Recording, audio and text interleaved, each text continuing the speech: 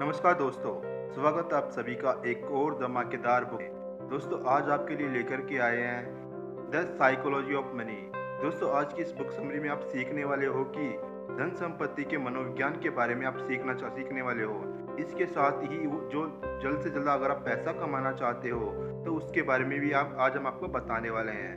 साथ ही जो लोग कामयाबी हासिल करना चाहते हैं अपने जीवन में उनके बारे में भी आपको बताने वाले हैं। दोस्तों इस किताब को मॉर्गन होजेल ने लिखा है और मॉर्गन होजेल ये एक इन्वेस्टर और ऑथर है। मॉर्गन जी एक इन्वेस्टमेंट फंड के पार्टनर भी है जिसे 14 लोगों ने मिलकर शुरू किया था। दोस्तों उन्होंने वॉल स्ट्रीट जर्नल के लिए भी कई सारे आर्टिकल्स लिखे हैं। दोस्तों आज उन्हीं की किताब द साइकोलॉजी ऑफ मनी के बारे में बात करने वाले हैं। दोस्तों कई बार हम यह सोचते रहते हैं कि क्यों कुछ लोग ज़्यादा पैसा कमाने के बावजूद हमेशा एक मिडिल लाइफ जीते हैं और कुछ लोग कम इनकम होने के बावजूद भी लॉन्ग टर्म में मिलेनियर बन जाते हैं। आप चाहे मानो या न मानो, इस वक्त आप पैसे को लेकर आप जो डिसीजन ले रहे होंगे वो कुछ सालों बाद आपके फाइनेंशियल स्टेटस पर जरूर से जरूर असर डालेंगे। तो दोस्तों साइकोलॉजी ऑफ मनी के जरिए धन संपत्ति के मनोविज्ञान के बारे में समझा जाए। दोस्तों यह किताब बहुत ही ज़्यादा महत्वपूर्ण है। अगर आप इसको खरीदना चाहते हो तो आपके लिए डिस्क्रिप्शन में इसका लिंक मिल जाएगा, आप वहां पर जाकर के इसको खरीद सकते हो। जैसे कि बहुत सी पर्सनल फाइनेंस की किताबें फोकस करती है ऐसी चीज़ों पर जैसे कि स्टॉक मार्केट कैसे काम करता है, कैसे स्टॉक सेलेक्ट किए जाए, कैसे पोर्टफोलियो बनाया जाए। मॉर्गन जी लोग और पैसों के बीच के रिलेशनशिप पर फोकस करते हैं। दोस्तों इस बुक का हर एक चैप्टर एक इंसान का पैसे के प्रति बिहेवियर और एटीट्यूड को दर्शाता है। कुछ निश्चित बिहेवियर्स अच्छे नतीजे की गारंटी देते हैं जबकि दूसरे बिहेवियर्स असफलता के होते हैं। दोस्तों आज के इस वीडियो में पैसे से रिलेटेड बहुत से लेसन पर आपको बताने वाले हैं। कुछ लेसन हमारे निश्चित व्यवहार के प्रति सजग बनाते हैं और कुछ लेसन हमें लाभकारी आदतें अपनाने के लिए प्रोत्साहित करते हैं। दोस्तों इस किताब के सभी चैप्टर्स की खूबसूरती यह है कि इन्हें कोई भी व्यक्ति कर सकता है। यह लेसन सिर्फ ज़्यादा इनकम वाले लोग या ज़्यादा बड़ी एजुकेशन डिग्री वाले लोगों के लिए नहीं है, कि सभी के लिए है जो अपने साथ पैसा और रिलेशनशिप और एटीट्यूड सुधारने के लिए काम करना चाहता है। दोस्तों जब लेखक मॉर्गन जी कॉलेज में पढ़ते थे तब वो पैसे कमाने के लिए जॉब करते थे। जहाँ पर वो काम करते थे वो लॉस एंजलिस का एक आलीशान और महंगा होटल था। एक बार वहाँ एक गेस्ट आया था जो अक्सर वहाँ पर आया करता था। वो लड़का एक टेक्नोलॉजी एग्जीक्यूटिव था। वो काफ़ी तेज दिमाग वाला भी था। 20 साल की उम्र में उसने सिर्फ वाईफाई राउटर के लिए की कंपोनेंट डिजाइन करके उसे पेटेंट करवाया था। उस यंग मिलेनियर कई सारी टेक कंपनीज को भी स्टार्ट किया था और बाद में उन सबको बेच दिया था। वो लड़का काफ़ी सफल भी था लेकिन वो पैसे के मामले में काफ़ी अनलकी था। पर जहाँ भी जाता वहाँ पर वो अपने साथ नोटों की गड्डी रखता था और जिनके साथ भी बात करता उससे वो ये पैसे दिखाता था। वो लड़का शराब पीकर बड़ी बड़ी डींगे मारता था। एक दिन उस आदमी ने पार्क करने वाले गार्ड को बुलाया और कुछ नोट्स देकर पास वाली दुकान पर जाने का ऑर्डर दिया। गार्ड को नोट के बदले में दुकानदार ने $1000 के सोने के सिक्के दिए। उस यंग लड़के ने उस सोने के सिक्के का क्या किया होगा, उसने वो सारे गोल्ड कॉइन्स से पास वाले समुद्र में फेंक दिए और उसने अपने दोस्तों को बुलाया और सब ने मिलकर उन गोल्ड कॉइन्स को समुद्र में ऐसे फेंक दिए जैसे कोई तालाब में पत्थर फेंकता है। कुछ ही दिनों के बाद वो यंग मिलियनेयर एक होटल में एक लैंप से टकरा गया। उसके बाद उस होटल के मैनेजर ने उससे कहा कि लैंप की कीमत $500 है। तो इस यंग लड़के ने तमाशा खड़ा कर दिया। उसने अपनी जेब से पैसे निकालकर उस होटल के मैनेजर के मुंह पर मारे और कहा कि ये रहे $5000, अब दोबारा मुझे अपनी शक्ल मत दिखाना। शायद आप यही सोच रही हो कि ये एकमात्र एक कहानी है, कोई सच नहीं है। और आप यह भी सोच रही हो कि क्या उस यंग बिलियनियर का क्या हुआ होगा बाद में। दोस्तों यह कहानी एकदम सच है। दोस्तों आज के वीडियो में ऐसी ही सच्ची कहानियों के बारे में आप जानने वाले हो। लेकिन इस कहानी के अंत में इस यंग मिलियनियर का दिवाला निकल जाता है। उसने कुछ ही सालों में उसने जो कुछ भी कमाया हुआ था वो सब कुछ उड़ा दिया। उसके सारे पैसे खत्म हो गए और उसके यार दोस्त भी उसे छोड़ के चले गए। दोस्तों देखा आपने, पैसे से आप सब कुछ खरीद सकते हो लेकिन आपसे भूलकर भी नहीं खरीद सकते। दोस्तों बात करते हैं एक और ऐसी कहानी के बारे में। फिर एक दरबान था। वो एक छोटे से गांव में पैदा हुआ था और वहीं पर पला बढ़ा था। वो अपने परिवार का ऐसा पहला इंसान था जिसने हाई स्कूल तक की स्टडी की पढ़ाई की थी। और उससे भी मज़ेदार बात यह थी कि वो रोज़ स्कूल पहुंचने के लिए लोगों से लिफ्ट लेकर स्कूल पहुंचता था। रोनाल्ड एक साधारण ज़िंदगी जी रहा था। 25 साल तक उसने एक गैस स्टेशन पर गाड़ियां रिपेयर करने का काम किया। उसने उसके जेसी पनहे में 20 सालों तक फ्लोर की सफाई का काम भी किया। उसके बाद 38 साल की उम्र में उसने 2 बेडरूम का घर खरीद लिया। उसने वो घर $12,000 में खरीदा था और अपनी पूरी जिंदगी उसी में गुजारी। रोनाल्ड रीड की शादी भी हुई थी, लेकिन उसका कोई भी बच्चा नहीं हुआ। जब वो 50 साल का हुआ तो उसकी वाइफ चल बसी। उसके पड़ोसी पड़ोसी का कहना था कि रोनाल्ड की हॉबी लकड़ियां काटना था। जिस दिन रोनाल्ड ने न्यूज हेडलाइन बनाई वो दिन था उसकी मौत का। यह बात 2014 की है। वो 92 साल का था। उसके पास $8 मिलियन थे। उसने $2 मिलियन अपने 2 सौतेले बच्चों के लिए छोड़े थे। वो $6 मिलियन एक हॉस्पिटल और एक बड़े लाइब्रेरी को डोनेट कर दिए थे। अगर आप विकिपीडिया पर रोनाल्ड रीड सर्च करेंगे तो उसमें उसका पता चलेगा। वो एक चौकीदार, गैस स्टेशन अटेंडेंट था। उसके साथ ही वो इन्वेस्टर, समाज सेवक और मिलेनियर भी था। अब आपके मन में यह सवाल जरूर आया होगा कि कैसे हुआ। दोस्तों, इसमें कोई ट्रिक नहीं है। रोनाल्ड ने कोई भी लॉटरी नहीं खरीदी थी, साथ ही ना ही उसे कोई खानदानी पैसा मिला हुआ था। रोनाल्ड सिर्फ अपना पैसा बचाकर ब्लू चिप स्टॉक्स और म्यूचुअल फंड्स में इन्वेस्ट कर रहा था। बस इतनी सी ही बात है। वो एक पैसे को सेव करके उसे स्टॉक्स और म्यूचुअल फंड में निवेश करता था। यहाँ तक कि उसने कभी इंटरेस्ट भी नहीं निकाला। उसने अपनी सेविंग्स को सालों तक कंपाउंड किया हुआ था। तक उसके पास $8 मिलियन रकम जमा हुई थी। दोस्तों, क्या आप कंपाउंडिंग का कंसेप्ट जानते हैं? चलिए बात इसके बारे में बात करेंगे। उसके पहले मैं आपको एक स्टोरी सुनाना चाहूँगा जिसके बारे में बात करने वाले हैं अब। दोस्तों, अब एक ऐसी कहानी पर नजर डालते हैं जो उस आदमी रोनाल्ड रीड से बिल्कुल हटकर था। उसका नाम था रिचर्ड फ्यूज था। वो एक एग्जीक्यूटिव था और उसने हार्वर्ड से MBA किया हुआ था और वो 40 की उम्र में रिटायर्ड हो गया था। उसका अंडर 14 सक्सेसफुल पीपल के लिस्ट में उसका नाम भी शामिल था। बड़े शहर में 18,000 स्क्वायर फुट का एक बड़ा सा बंगला था, जिसमें 2 स्विमिंग पूल, 2 लिफ्ट, 2 गैराज और 11 बाथरूम थे। इस बंगले के मेंटेनेंस का खर्चा $90,000 पर मंथ था। इसके मेंटेनेंस में रिचर्ड ने काफी बड़ा उधार लिया हुआ था, लेकिन फिर उसकी किस्मत ने करवट बदली। यानी कि 2008 में फाइनेंशियल क्राइसिस आ गया और रिचर्ड रातों रात फुटपाथ पे आ गया था। दोस्तों, इन दोनों यंग मिलेनियर्स यानी कि रोनाल्ड रीड और रिचर्ड की कहानी से हमने क्या सीखा? फाइनेंशियल सक्सेस कोई साइंस नहीं है, बल्कि फाइनेंस ही एक ऐसा फील्ड है जहां रोनाल्ड जी जैसे लोग भी सफलता हासिल कर सकते हैं। एक हम्बल एजुकेशन और एक्सपीरियंस वाला इंसान सर्जन, आर्किटेक्ट या इंजीनियर नहीं बन सकता, लेकिन फाइनेंस में रोनाल्ड रीड जैसा मामूली इंसान भी काफ़ी बढ़िया अचीवमेंट कर सकता है। फाइनेंशियल सक्सेस एक सॉफ्ट स्किल है जिसे कोई भी सीख सकता है। यह एक यूनिक फील्ड है जहां आपकी नॉलेज से ज़्यादा आपके बिहेवियर, आप कैसे बिहेव करते हैं, यह ज़्यादा मायने रखता है। फाइनेंस की फील्ड पैसे का मनोविज्ञान समझने का तरीका यह है कि आप चाहे जहां भी हो, जैसे भी हो, आप पैसा आपका दिमाग बड़ा बनाता है। अब बस आपको ध्यान देने और अलर्ट रहने की ज़रूरत है। हर कोई अमीर बन सकता है, लेकिन हर कोई हम्बल नहीं होता। No one crazy. दोस्तों, हम में से हर कोई लाइफ के एक छोटे से पार्ट को ही अनुभव कर पाता है। इस अनुभव के बेसिस पर ही हम ये सोचते हैं कि हमें यह पता है कि दुनिया किस तरह से काम करती है।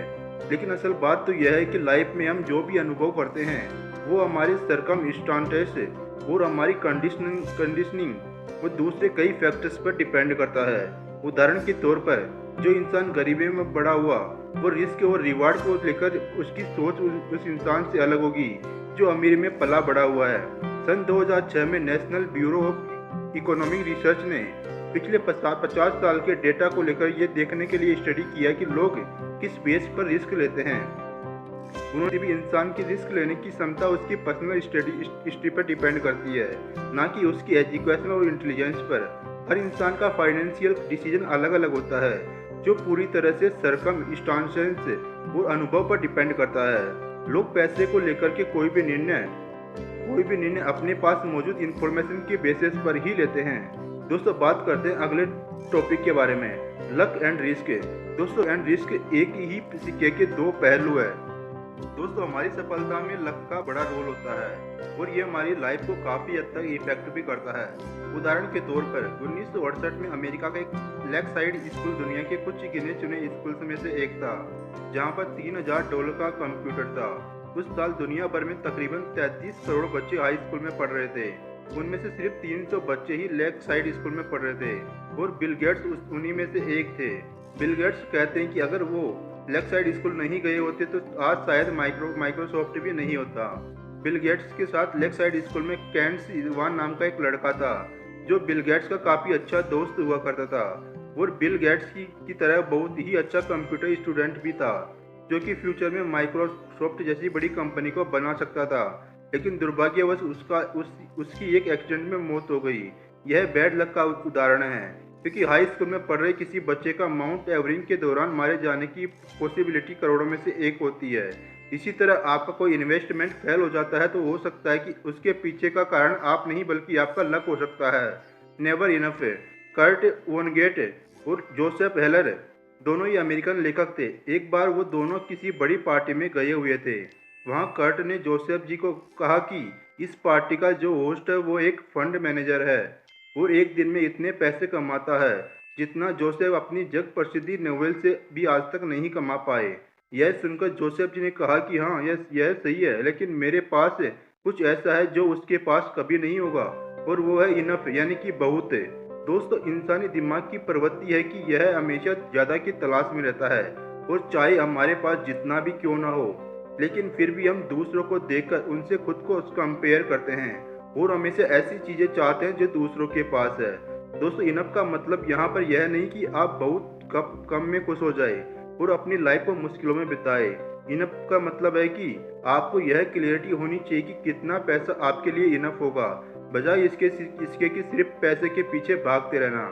दोस्तों, कुछ ऐसी चीज़ें जैसे कि reputation, freedom, family, friends, love, happiness आदि चीज़ें जिन्हें छोड़कर सिर्फ पैसे कमाने के पीछे लगना मूर्खता है। दोस्तों, आसान भाषा में कंपाउंडिंग का मतलब समझा जाए तो हम यह कह सकते हैं कि कोई भी इन्वेस्टमेंट करने पर आपकी जो कमाई होती है उसे फिर से इन्वेस्ट करना कंपाउंडिंग कहलाता है। इसमें आपको प्रिंसिपल के साथ उसके इंटरेस्ट पर भी इंटरेस्ट मिलता है। दोस्तों, जब ये किताब लिखी गई थी तब वॉरेन बफेट जी की टोटल नेटवर्क $84.5 बिलियन थी, जिसमें से $81.5 बिलियन उनके 65वें जन्मदिन के बाद आए थे। वॉरेन बफेट जी 10 साल की उम्र में ही इन्वेस्टिंग करना शुरू कर दिए थे।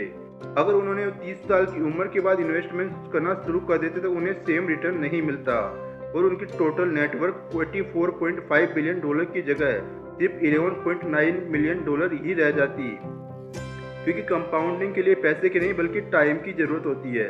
वॉरेन बफेट इसलिए सफल नहीं थे क्योंकि वे अच्छे इन्वेस्टर थे, बल्कि इसलिए सफल और कामयाब है क्योंकि वे लंबे टाइम के लिए बहुत अच्छे इन्वेस्टर बने रहे। Getting wealthy with staying wealthy.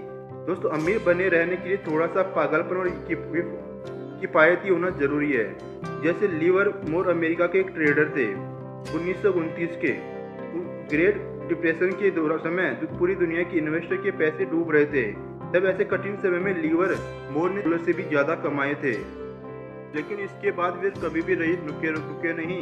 इसके बाद वे कठिन से भी कठिन दांव लगाते और बदकिस्मती से 4 साल के भीतर ही उन्होंने अपनी सारी दौलत गंवा दी और खुद अपनी जान ले ली। दोस्तों, लीवर मोर की तरह बहुत लोग ज़्यादा पैसे तो कमा लेते हैं, लेकिन इन पैसों को संभाल कर नहीं रख पाते। पैसे कमाने के लिए रिस्क लेने और ऑप्टिमिस्टिक रहने और उसके ऊपर बिलीव करने की आवश्यकता होती है। वही अपने पैसे को बचाने के लिए बहुत बड़े जोखिम से बचने और किफ़ायती बनने और इस बात को एक्सेप्ट करने की आवश्यकता होती है कि आपकी सफलता में लक का भी महत्वपूर्ण भूमिका होती है।